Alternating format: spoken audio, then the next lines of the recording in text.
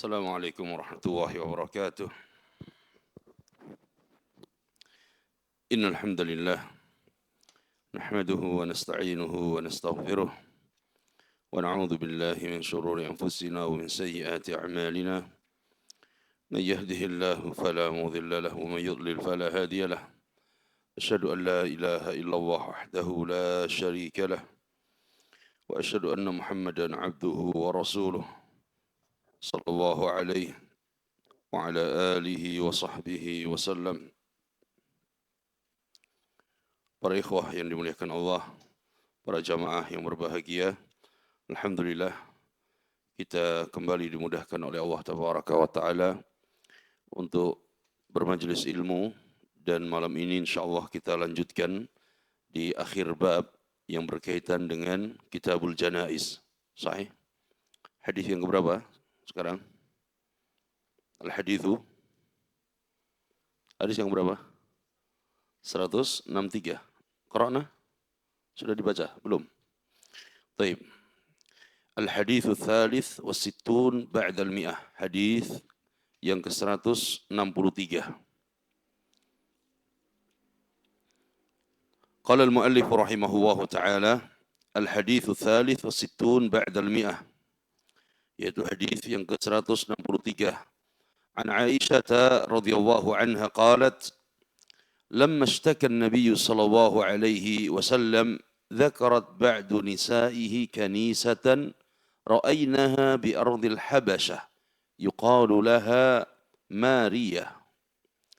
وكانت أم سلمة وأم حبيبة أتتا أرض الحبشة فذكرتا من حسنها وتصاوير فيها، فرفع رأسه صلى الله عليه وسلم وقال: أولئك إذا مات فيهم رجل صالح بنوا على قبره مسجدا ثم صوروا فيه تلك الصور أولئك شرار الخلق عند الله. Hadis dari Aisyah radhiyallahu taala anha. Beliau berkata, "Lamma ishtaka an-nabiy sallallahu alaihi wasallam," ketika Nabi sallallahu alaihi wasallam beliau sakit di akhir hidupnya. Kemudian dzakarat ba'du nisaihi kanisatan ra'aynaha bi ardil habasyah. Para istri Nabi, sebagian istri-istri Nabi, mereka menceritakan tentang adanya kanisah, gereja. Kanisah itu gereja, jamaknya kanais. Tempat ibadah orang Nasara. Kalau tempat ibadahnya orang Yahudi apa? Biya' atau sinagog. Ya. Kalau Muslim, masjidan. Masjid. Ya. Taib. Qal ra'aynaha bi ardil habasyah. Jadi sebagian istri Nabi, mereka bercerita pernah melihat kanisah, tempat ibadah orang-orang Nasara di negeri Habasyah. Pada saat itu mereka ikut hijrah al-ula, hijrah yang pertama ke negeri Habasyah. Yuqalu laha Maria, yang mana di gereja atau di tempat ibadah kanisah tadi itu banyak patung-patung yang disebut dengan patung Maria. Apa istilah kita? Bunda Maria. Wa kanat Ummu Salamah wa Ummu Habibah atata ardal Habasyah. Dahulu Ummu Salamah dan Ummu Habibah ya pernah ikut berhijrah ke negeri Habasyah. Fadzakarata min husniha wa tasawira fiha. Maka mereka berdua menceritakan indahnya patung itu, bagusnya patung itu di hadapan Nabi SAW. Dan banyaknya patung-patung di mana? Di kanisah. Farafa'a ra'sahu sallallahu alaihi wasallam. Maka Rasulullah sallallahu alaihi wasallam mengangkat kepalanya. Seketika itu Rasul langsung angkat kepala mendengar cerita itu. Waqal, kemudian Nabi menegaskan, "Ulaika idza mata fihim ar-rajulu salih." Mereka itulah ya, orang-orang mereka itulah satu kaum yang apabila ada orang saleh di antara mereka meninggal, banau ala qabrihi masjidah. Maka mereka akan membangun di atas kuburannya itu tempat ibadah atau masjid. Thumma sawwaru fihi tilka suwar. Kemudian setelah itu mereka akan membuat patung-patung untuk orang yang meninggal tadi. Ulaika syirarul khalqi indallah. Mereka itulah seburuk-buruk makhluk di sisi Allah tabaraka wa ta'ala. Apa sebabnya? Karena mereka membangun di atas kuburan. Kemudian mereka membuat suwar.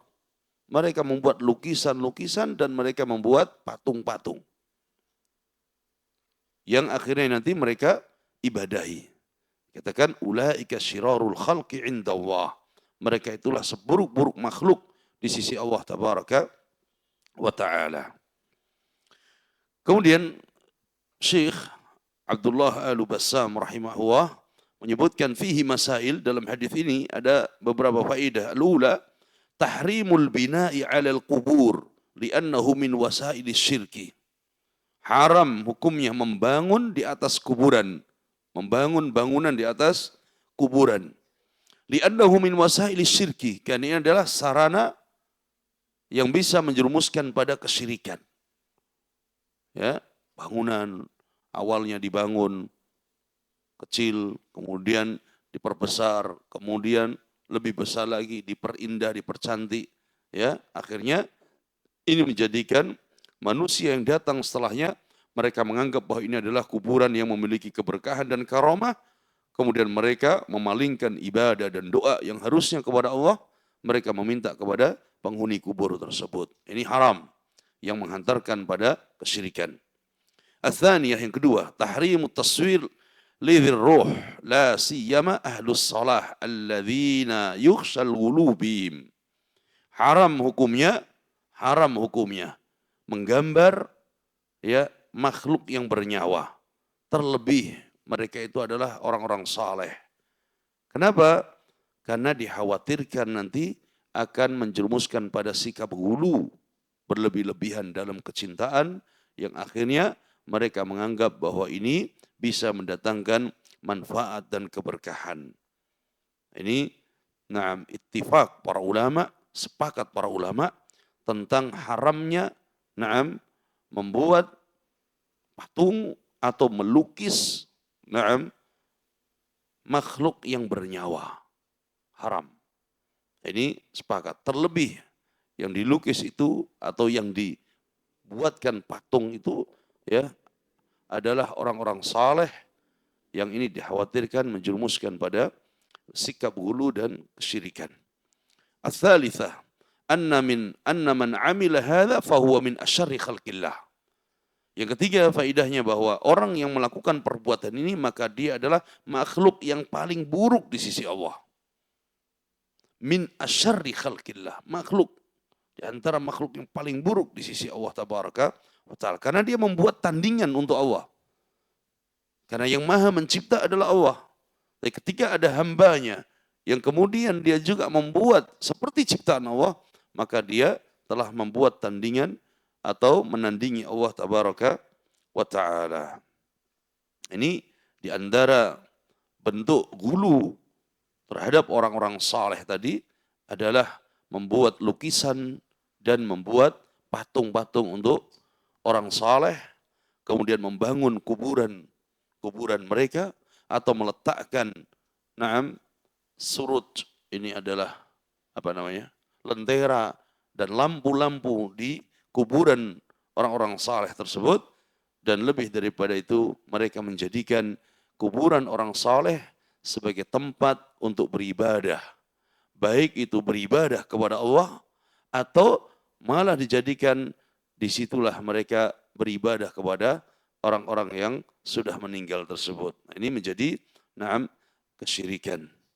Ini diingatkan oleh Nabi SAW.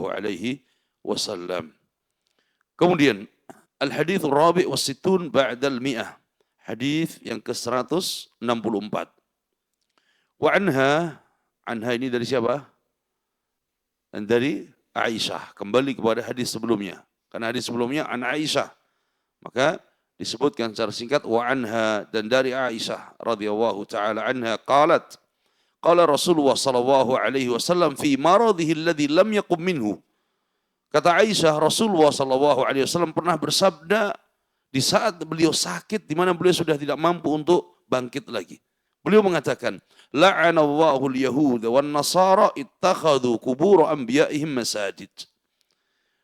Nabi sallallahu alaihi wasallam bersabda, semoga Allah melaknat orang-orang Yahudi dan Nasara ittakhadhu, karena mereka menjadikan kubur anbiya'ihim masajid.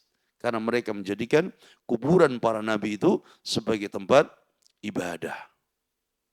Ini doa Nabi, laknat Nabi ya kepada mereka yang menjadikan kuburan para nabi sebagai tempat ibadah. Qalat, Aisyah mengatakan, walaula dzalik la ubriza qabru ghaira annahu khasya an yuttakhadha masjidah. Kalau seandainya hal itu tidak dilarang, niscaya kuburan Nabi akan ditampakkan. Ya, niscaya kuburan Nabi akan ditampakkan. Ghaira annahu khasya an yuttakhadha masjidah. Kan tapi Nabi khawatir kuburannya nanti dijadikan sebagai masjid atau tempat ibadah. Ini di antara tahdzir Nabi, peringatan Nabi SAW kepada umatnya dan laknat Nabi kepada orang-orang Yahudi wan Nasara, dan ini juga laknat bagi umatnya yang mereka mengikuti orang-orang Yahudi wan Nasara di dalam perbuatan ini. Fihi masail, ada beberapa faedah sebutkan penulis. Al-ula, an-nahyu al-akidu wal-wa'idu syadidu min ittikhadil kuburi masajid.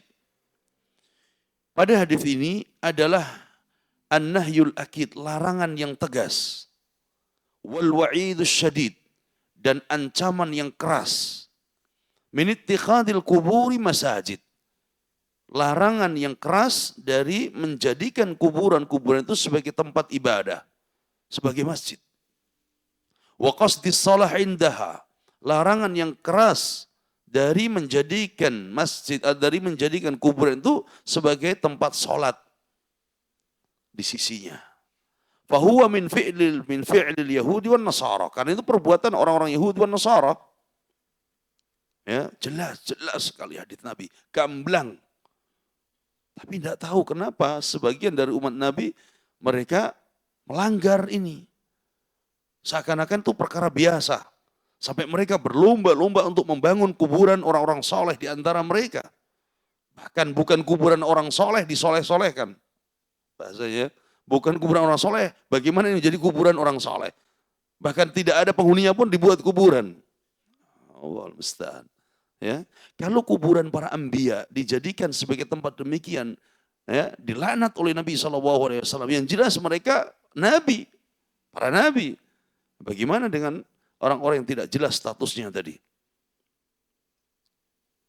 Nah, ini perbuatan orang-orang Yahudi wan Nasara, sedangkan kita diperintahkan menyelisihi orang-orang Yahudi wan Nasara. Kemudian mereka menuduh kita, kalian Wahabi anteknya Yahudi. Lah yang niru gaya Yahudi siapa? Ya, kita terus yang kena. Wallahul musta'an. Ats-tsaniyah, faedah yang kedua. Anna sholata 'indal qabri min wasail syirki. Faedah yang kedua, bahwa salat di sisi kuburan itu adalah sarana yang bisa menghantarkan pada kesyirikan. Di salat di sisi kuburan, salatnya untuk Allah, lillah. Tapi di sisi kuburan, pertama ini bid'ah hukumnya. Kenapa? Karena dia punya keyakinan tentunya lebih afdal ketika di sisi kuburan. Tidak ada contohnya dari Nabi. Yang kedua, ini menghantarkan pada kesyirikan. Karena lambat laun nanti syaitan akan membisiki dia. Itu ada orang soleh, itu ada orang soleh. Kenapa nggak minta? Terus dan demikian. Maka ya, salat dan doa di sisi kuburan orang saleh atau sisi kuburan siapapun, maka ini adalah sarana yang menjerumuskan pada kesyirikan. Tapi kalau sampai dia sholatnya ya untuk kuburan tersebut dan meminta kepada kuburan, maka dia jatuh pada perbuatan syirik, jatuh pada kesyirikan.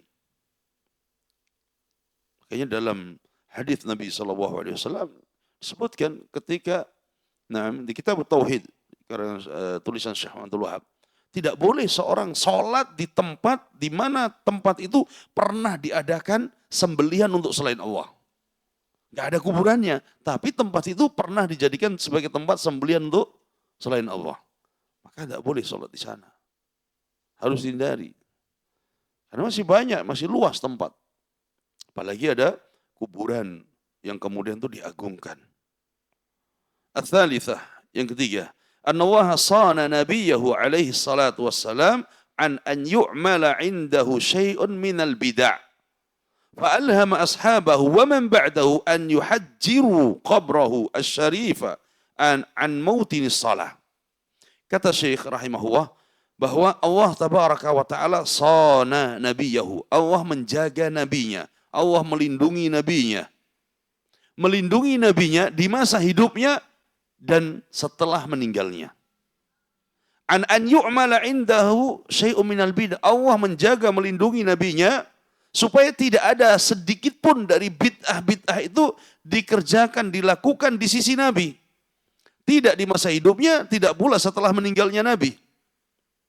Fa'alhama ashabahu wa man ba'dahu an yuhajjiru qabrahu syarif an mautini shalah. Oleh karena itu Allah memberikan ilham kepada para sahabat dan orang-orang setelahnya yang meniti jalannya para sahabat supaya mereka menutup rapat kuburan Nabi SAW, ya, terjaga, tidak dijadikan sebagai tempat sholat. Dan ini juga doa Nabi SAW. Ketika Nabi mengatakan, Allahumma la taj'al qabri wathanan yu'bad. Ya Allah, jangan engkau jadikan kuburanku itu sebagai berhala, sesembahan yang akan disembah oleh orang-orang nanti. Sehingga para sahabat tadi disebutkan oleh Syekh diberi ilham, diberi taufik oleh Allah dan orang-orang yang meniti jalannya para sahabat supaya untuk menutup rapat-rapat kuburan Nabi. Tidak ditambahkan dan tidak dijadikan sebagai tempat ibadah. Ya. Ini peringatan yang keras, tapi tidak tahu apakah hadis tadi seperti sampai kepada mereka sebagian orang-orang yang mengagungkan kuburan tadi atau tidak. Karena yang ada sebaliknya, banyak hadis-hadis palsu supaya mengagungkan apa? Kuburan. Banyak hadis-hadis palsu mengagungkan kuburan, mengagungkan apa lagi?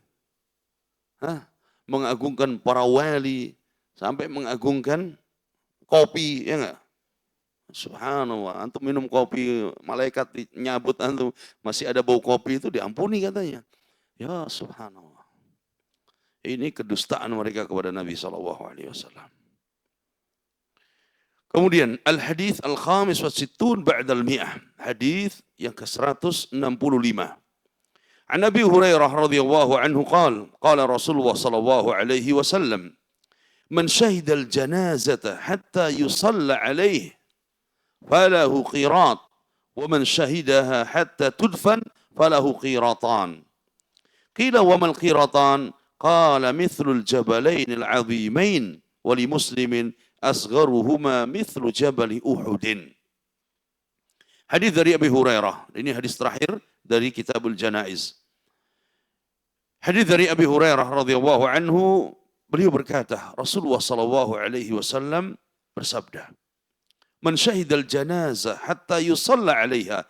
Siapa yang hadir, ya, menyaksikan jenazah sampai ikut mensolatinya, takziah, ikut mensolatinya, falahu qirat, maka baginya pahala seperti satu qirat. Wa man syahida hatta tudfan, dan siapa yang ikut serta menyaksikan jenazah, takziah tadi, kemudian mensolati sampai dikuburkan jenazah tersebut, falahu qiratan, maka baginya 2 qirat. Qila wa mal qiratan? Nabi ditanya, apa itu 2 qirat ya Rasulullah? Qala mithlul jabalainil 'azimain. 2 qirat, 2 pahala qirat itu adalah bagaikan apa? 2 gunung yang besar. Wali muslimin, dan dalam lafaz Muslim, asgharuhuma mithlu jabali Uhudin. Nabi mengatakan qirat itu ya paling kecil adalah seperti apa? Gunung Uhud. Itu paling kecil. Tapi tadi disebutkan apa? Mithlul jabalain al-azimain. Ini adalah keutamaan yang besar untuk bisa takziah, menyaksikan sampai mensolati dan juga sampai ikut menghantarkan ke kuburannya. Fihi masail, dari hadis ini penulis menyebutkan beberapa faidah. Al-ula al-fadlul azim fi salati 'ala al-janazati wa tashyi'iha hatta tudfan. Yang pertama, ini merupakan keutamaan yang besar. Fi salati 'ala al-janazah. Keutamaan yang besar dalam mensolatkan jenazah. Wa tashyi'iha, dan ikut serta dalam menghantarkan, mengiringinya hatta tudfan, sampai dikuburkan jenazah itu. Ats-tsaniyah, yang kedua, annahu yahsulu lil musalli wal musyayyi' thawabun la ya'lamu qadrahu illa Allah taala. Faedah yang kedua, bahwa orang yang mensolati jenazah dan ikut serta menghantarkan jenazah, mereka mendapatkan pahala yang tidak diketahui kadar besarnya pahala kecuali Allah tabaraka wa taala. Jadi saking besarnya pahala ikut serta mensolatkan dan menghantarkan jenazah. Ats-tsalitsah, yang ketiga, anna fis salati 'ala al-mayyit wa tashyi'i janazatihi ihsanan ila al-mayyit wa ila al-musalli wal musyayyi'. Bahwa mensolati mayit, mensolati jenazah dan menghantarkan jenazah tersebut, ini merupakan bentuk ihsan kita, bentuk kebaikan dan perbuatan kita, kebajikan kita, kepada si mayit. Ya, jadi bentuk kita berbuat baik kepada mayit itu ikut mensolatinya. Berarti dalam solat kita mendoakannya, kemudian ikut menghantarkan jenazahnya, dan di dalam menghantarkan ya sampai dikuburkan pun kita ikut mendoakannya. Ini bentuk ya perbuatan baik kepada si mayit. Ar-rabi'ah, yang keempat, fadlullahi 'alal mayyit haitsu hadda 'ala takthir syufa'a lahu bi ajrin min 'indih. Ini keutamaan Allah yang Allah berikan kepada mayit, di mana dengan banyaknya ya orang yang menghantarkan dia, mensolatkannya, berarti ya banyak yang mendoakan supaya dia mendapatkan syafaat. Dan ini juga pahala yang besar bagi orang yang menghantarkannya, pahala yang besar. Jadi sampai ada istilah di masyarakat apa? Orang yang tidak ikut ta'awun dalam kehidupan sehari-hari, sebagian mereka mengatakan mati kubur sendiri, kan gitu. Ya gimana orang mati kubur sendiri? Ya ini supaya kita yang pertama menjaga sholat dan ibadah. Karena jangan sampai kita bersaksi, ya kan biasanya gitu jamaah kan, setelah sholat kemudian ada yang ambil speaker, dikatakan kita semua bersaksi bahwa si mayit ini adalah orang baik. Setuju? Kan gitu biasanya. Ya enggak. Padahal kita tahu ini orang, subhanallah, ke masjid aja dihantarkan pas saat matinya. Ya. Belum lagi yang lain-lainnya. Bagaimana kita bersaksi? Tidak boleh demikian. Tidak boleh demikian. Kecuali kita benar tahu orangnya baik, orangnya ahli ibadah, orang ahli ta'ah. Sudah, kita berusaha mendoakan kebaikan untuknya. Tapi tidak demikian kemudian memaksa jamaah untuk setuju atau baik dan sebagainya. Tidak demikian. Ya. Maka ini yang bisa kita baca di hadis-hadis yang berkaitan kitab Al-Janaiz. Naam. Ini akhir dari kitab Al-Janaiz. Dan penulis Masya Allah di akhir membawakan hadis berkaitan tahdzir, peringatan dari perbuatan-perbuatan bid'ah yang bisa menghantarkan pada syirikan, yaitu mengagungkan kuburan-kuburan para nabi, termasuk juga kuburan para wali tadi. Kemudian selanjutnya kita masuk pada bab selanjutnya, yaitu kitabus siyam. Sahih? Kitabus siyam. Pada bab selanjutnya kita masuk kitabus siyam. Dan ini pas ya, insyaallah tidak lama lagi kita akan masuk di bulan Ramadan. Qala al-mu'allif rahimahullah kitabus siyam. Berkaitan dengan kitabus siyam, hukum seputar puasa. Hukum seputar puasa. Dan ini beliau bawakan beberapa hadis dan beberapa bab dari kitabus siyam. Al-hadis rabi' sab'un ba'dal mi'ah. Hadis yang ke-174. Ini kita ambil kitabu al-ibadat, setelah berkaitan dengan salat kita masuk kitabu as-siyam. Itu hadis yang pertama, an Abi Hurairah radhiyallahu anhu qala Rasulullah sallallahu alaihi wasallam la taqaddamu Ramadan bi shaumi yawmin wala yawmain illa rajulun kana yasumu sauman falyasumhu. Nabi sallallahu alaihi wasallam beliau bersabda, la taqaddamu Ramadan bi shaumi yawmin wala yawmain. Janganlah engkau mendahului Ramadan dengan puasa satu hari atau dua hari. Illa rajulun kana yasumu sauman falyasumhu. Kecuali seorang dia terbiasa berpuasa, maka hendaknya dia berpuasa. Jadi sudah menjadi kebiasaan dia berpuasa di hari-hari sebelum Ramadan. Di hari-hari sebelum Ramadan.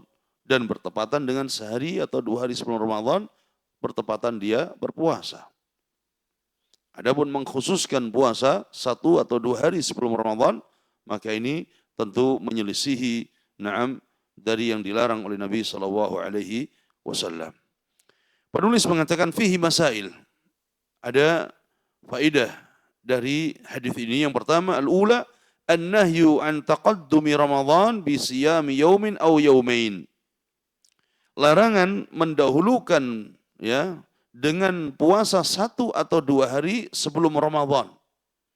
Ya, mendahulukan puasa satu atau dua hari sebelum Ramadan. Ini terlarang. Kenapa? Tamyizan lil faraid 'anil nawafil. Ini sebagai pembeda.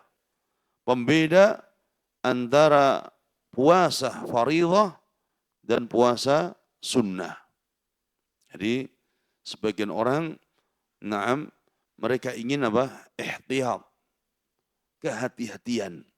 Supaya dia, kalau nanti ternyata sudah masuk Ramadan, dia dalam posisi berpuasa. Nah, hal ini tidak demikian. Kenapa? Jelas melanggar larangan Nabi. Yang kedua ditegaskan dalam hadis yang lain, kalau tidak salah hadis Ammar, Nabi SAW mengatakan man shoma yawma syak faqad asa Abul Qasim. Siapa yang berpuasa di hari yang di situ ragu sudah masuk Ramadan atau belum. Berarti kan biasanya sehari atau dua hari sebelumnya. Siapa yang puasa di hari syak, yaitu hari yang diragukan masuk Ramadan atau belum tadi, faqad asa Abul Qasim. Sungguh dia telah bermaksiat kepada Abul Qasim, bermaksiat kepada Nabi SAW. Dia puasa, niatnya ibadah. Tapi ternyata itu adalah maksiat. Kenapa? Melanggar dari apa yang dilarang oleh Nabi SAW. Sehingga kembali bahwa ibadah itu memiliki tuntunan.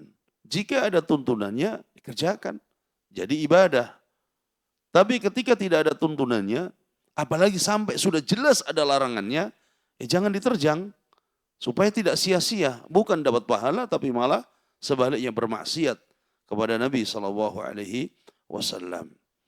Ats-tsaniyah, faedah yang kedua, jawazu dzalika liman sadafa lahu 'adata siyamin ka yaumil khamisi wal itsnain.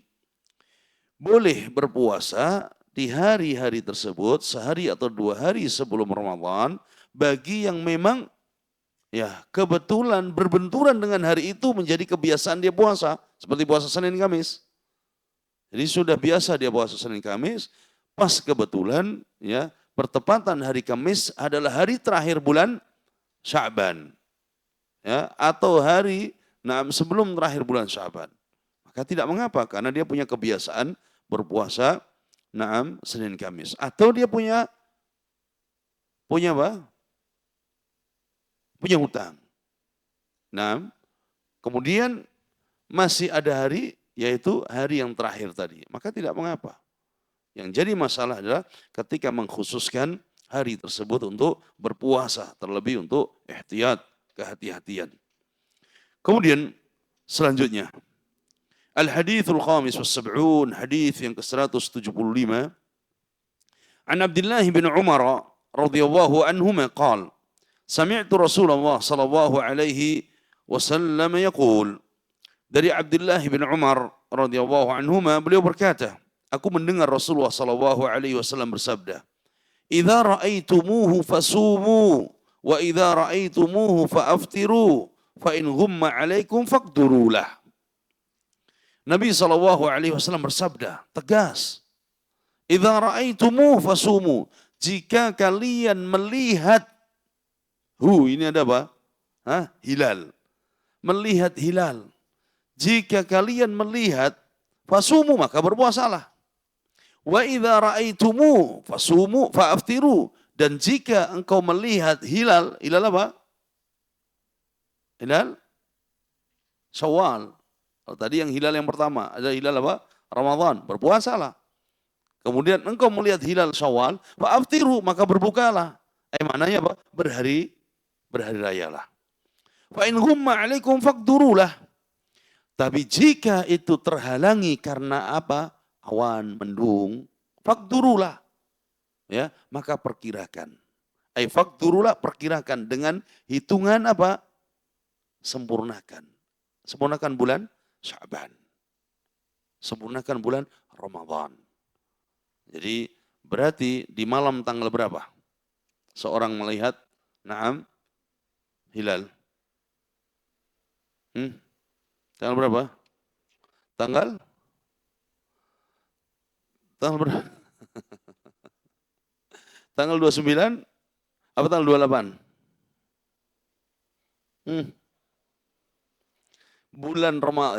Bulan syahriyah, qamariyah itu 29 dan 30. Beda dengan bulan kita, bulan apa namanya?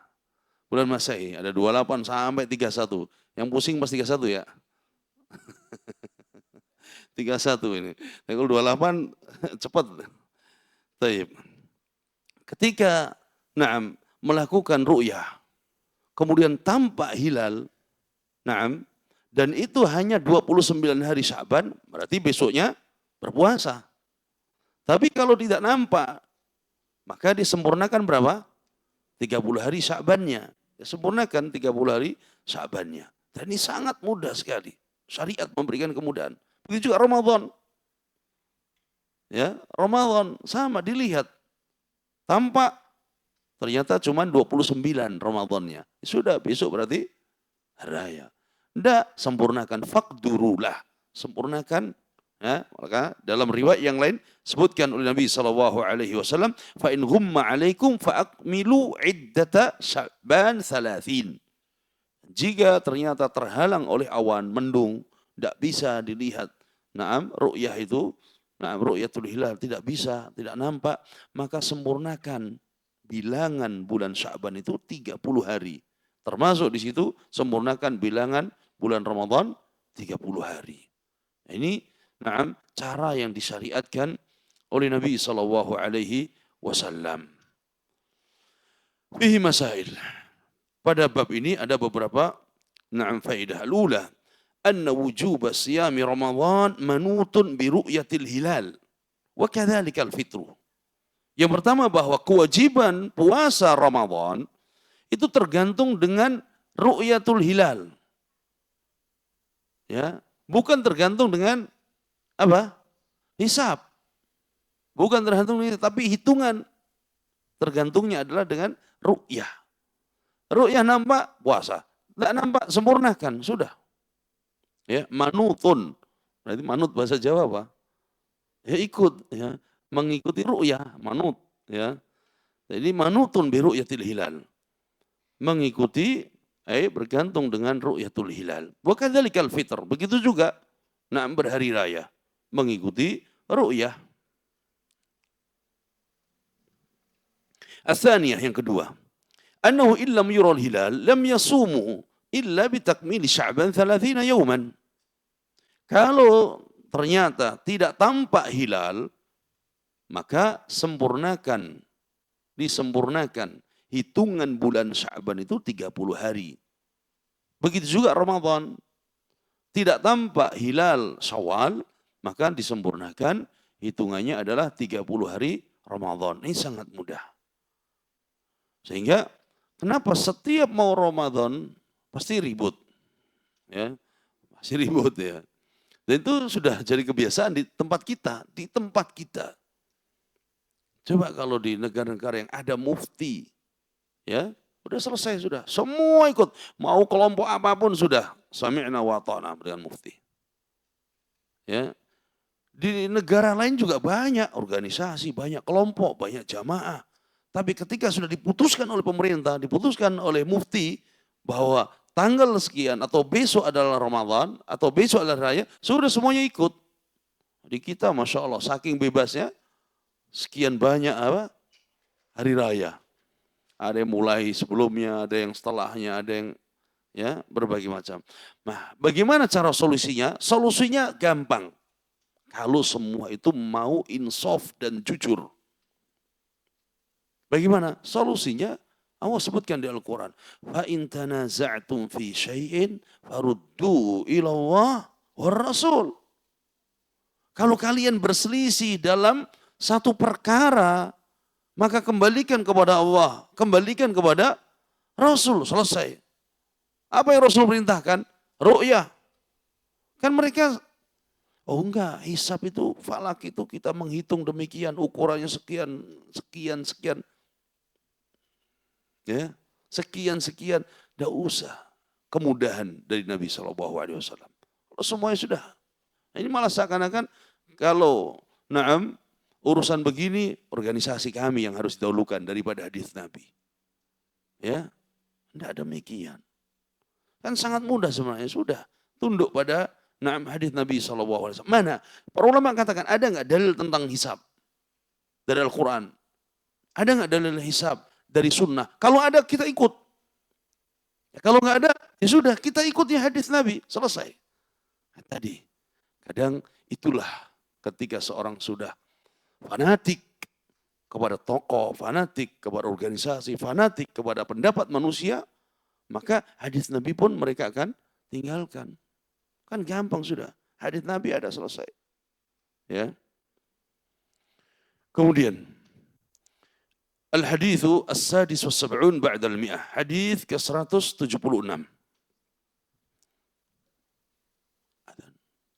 Cepat kali. Baik, kita lanjutkan. Terdapat dalam hadis Nabi SAW, Nabi mengatakan, "Asy-syahru hakadha wa hakadha." Bulan itu demikian dan demikian. Bulan itu 29 hitungannya dan 30. Jadi kalau 29, kemudian besoknya berarti puasa. Besoknya berarti berbuka, itu hari raya. Atau kalau tidak, sempurnakan 30. Ya. Ini kemudahan dari Nabi SAW. Dan terdapat dalam banyak hadis tentang ru'yah para sahabat. Mereka melakukan ru'yah. Nah, kemudian ketika mereka mendapati terlihat nampak hilal, mereka menyampaikan kepada Nabi SAW di masa hidupnya. Dan setelah Nabi meninggal, mereka sampaikan kepada para khalifah setelahnya. InsyaAllah mudah-mudahan pekan-pekan ini akan terbit satu buku yang hasil penelitian para asatidzah di Ma'had Pondok terkait dengan masalah ru'yah dan bantahan syubhat-syubhat ahli hisab. Bagus karena ini kerja tim beberapa asatidzah termasuk Al-Walid Syekh Ahmad Faiz dan teman-teman asatidzah, dan sudah kita cek berulang-ulang, diuji berulang-ulang karena ini berkaitan dengan syubhat, berkaitan masalah hisab. InsyaAllah tidak besar bukunya, tapi insyaAllah sangat manfaat insyaAllah. Mudah-mudahan nanti segera bisa terbit karena kemarin sudah selesai semua koreksian berkali-kali itu. Ini berkaitan dengan masalah ru'yah dan bantahan terhadap syubhat ahli hisab yang gini ya. Ahli hisab. Taib. Lanjutkan. Al-hadits as-sadis wa sab'un ba'da al-mi'ah. Hadis yang ke-176. An Anas bin Malik radhiyallahu anhu qala qala Rasulullah sallallahu alaihi wasallam tasahharu fa inna fis sahuri barakah. Hadis Anas bin Malik radhiyallahu anhu, Rasulullah sallallahu alaihi wasallam bersabda, tasahharu, makan sahurlah. Fa inna fis sahuri barakah. Karena di dalam makanan sahur itu terdapat keberkahan.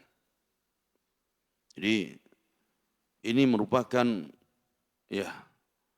rahmat dan kasih sayang dari Nabi Shallallahu Alaihi Wasallam bahwa puasa itu anjuran dan syariatnya diawali dengan sahur.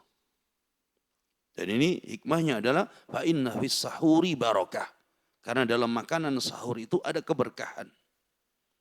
Ulama mengatakan kalimat fa inna fis sahur karena dalam makanan sahur, ini sahur ada keberkahan. Tapi kalau disebut fa inna fis suhuri maknanya bahwa dalam perbuatan sahur, pekerjaan sahur itu ada keberkahan. Jadi bisa dua makna. Disebut sahur berarti makanannya ada keberkahan. Apapun makanannya, mau makanan apa? Pecel, mau makanan apa aja, tapi yang dimakan saat itu, maka itu diberkahi oleh Allah. Kemudian perbuatan kita melakukan sahur itu pun diberkahi oleh Allah. Yang disebut dengan sahur. Jadi ada sahur, ada suhur. Keduanya diberkahi oleh Allah tabaraka wa ta'ala. Al-haditsus sabi' was sab'un ba'da al-mi'ah. Penulis menggabungkan di sini hadis selanjutnya adalah 177. Dan dari Anas bin Malik, an Zaid bin Thabit radhiyallahu anhu, dan juga diriwayatkan dari Zaid bin Thabit radhiyallahu anhu qala tasahharna ma'a Rasulillah sallallahu alaihi wasallam thumma qama ila shalah. Kata Zaid bin Thabit radhiyallahu anhu. Berarti ini riwayatnya sahabat dari siapa? Sahabat dari sahabat, ya kan? Anas sahabat, meriwayatkan dari Zaid sahabat. Baik, dari Nabi sallallahu alaihi wasallam. Nah, Zaid bin Thabit mengatakan kami dahulu pernah makan sahur bersama Rasulullah sallallahu alaihi wasallam. Tsumma qama ila shalah. Kemudian kami segera melaksanakan salat. Qala Anas, maka Anas bertanya, qultu li Zaid, kam kana bainal adhani was sahur? Kam kana bainal adhani was sahur? Wahai Zaid, berapa jarak antara adzan dan makan sahur? Berapa lama jaraknya antara makan sahur dengan apa? Dengan azan fajar itu. Qal qadru 50 ayah. Sekitar bacaan 50 ayat. Berarti enggak apa? Enggak jauh, enggak lama ya. Qadar 50 ayah. Sekitar 50 ayat.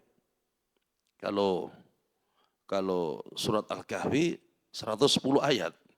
Ya, berarti setengahnya. Setengahnya Al-Kahfi. Ya, qadar 50 ayat. Ini kenapa? Karena mudah mereka sahurnya. Kurma apalagi. Ya mudah sahurnya.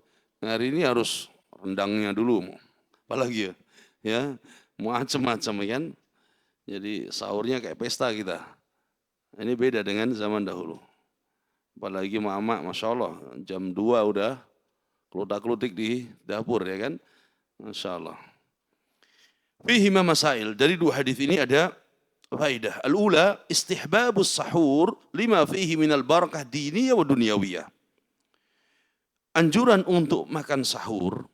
Kenapa? Karena dalam makanan sahur itu ada keberkahan. Baik itu keberkahan secara agama, pahala. Ya. Wa dunyawiyah, keberkahan secara duniawi. Yakni apa? Untuk kesehatan badan kita. Untuk menjaga kebugaran, stamina, karena kita besok ada aktivitas yang lainnya. Ini adalah di antara keberkahannya. Atsaniyah, fadlu ta'khirihi ila qubailil fajr. Faedah yang kedua bahwa sahur itu diutamakan, sebaiknya adalah diakhirkan hampir-hampir menjelang fajar tiba. Hampir-hampir menjelang adzan fajar. Kubail, bukan qobla. Boleh menggunakan kubail. Kubail itu sangat dekat, tapi qobla agak jauh. Nah, kalau bilang qobla al-fajri, ya lumayan. Lumayan mungkin 1 jam, 2 jam sebelumnya itu qobla al-fajr. Tapi kubail itu hampir mendekati fajar. Ya. Fawaktul imsak huwa tulu'il fajar. Maka waktu imsak yang mengharuskan seorang hamba menahan diri ya dari makan dan minum dan seterusnya itu adalah kapan? Pada saat tulu'il fajri. Terbitnya fajar. Terbitnya fajar. Maka di sini menunjukkan bid'atul imsak. Bid'ahnya apa? Imsakiyah. Ya, ini hukumnya bid'ah. Nabi tidak ada, sahabat tidak ada. Imsak itu ya kapan? Pada tulu'il fajar, bukan apa? 15 menit sebelum adzan imsak. Kita boleh bilang ente yang imsak tuh, diem ente. Waktunya orang sahur kan gitu. Kan biasa pakai speaker masjid kan? Imsak. Wal musta'an. Ini bid'ah. Ya. Ats-tsalitsah yang ketiga, fadlul mubadarah bi shalatis subhi. Faedah yang ketiga adalah keutamaan mensegerakan untuk sholat subuh. Bukan habis sahur, rehat dulu bentar. 14. Ya, 14. Karena kecapean mungkin. Tadi bangunnya lebih awal, kemudian makan kenyang, akhirnya tidur. Ini keutamaan ketika selesai makan sahur karena sudah dekat dengan waktunya azan, maka segera untuk persiapan melaksanakan salat fajar. Dan termasuk sahur ini faedahnya adalah mutaba'ah. Kita mencontoh Rasulullah sallallahu alaihi wasallam. Mencontoh Rasulullah sallallahu alaihi wasallam. Ini hadis diriwayatkan dari Anas dari Zaid bin Thabit. Ini kalau dalam ilmu hadis ini disebut riwayah al-aqran. Jadi ada riwayatul aqran, ada riwayatul mudabbaj. Riwayatul aqran itu adalah ketika seorang teman dia meriwayatkan dari temannya. Tapi temannya ini tidak meriwayatkan dari dia. Ya. Contoh, seumpama Anas bin Malik meriwayatkan hadis dari Zaid bin Thabit. Berarti ini riwayatul aqran. Karena dua sahabat meriwayatkan yang satu dari temannya. Anas meriwayatkan dari Zaid. Tapi tidak diketahui bahwa Zaid meriwayatkan dari siapa?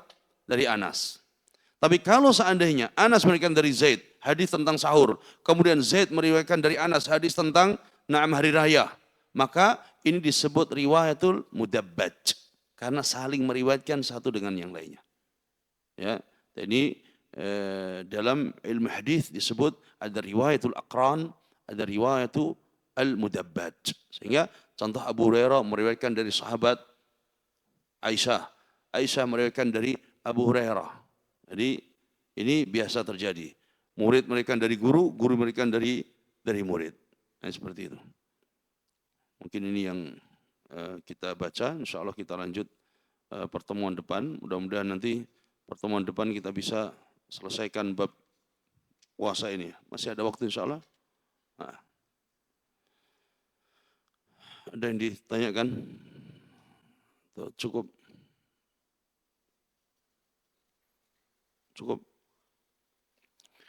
InsyaAllah cukup. Wallahu a'lam. Mudah-mudahan yang singkat ini bermanfaat. Dan insyaAllah kita lanjut pada pertemuan yang akan datang. Mudah-mudahan Allah memberikan kesehatan dan taufik kepada kita. Dan diberikan kemudahan untuk bisa melaksanakan ketaatan, melaksanakan ibadah. Dan kita dipertemukan dengan bulan Ramadan. Wallahu a'lam. Wassallallahu ala nabiyyina Muhammad wa ala alihi wa sahbihi wa sallam. Walhamdulillahi rabbil alamin. Assalamualaikum warahmatullahi wabarakatuh.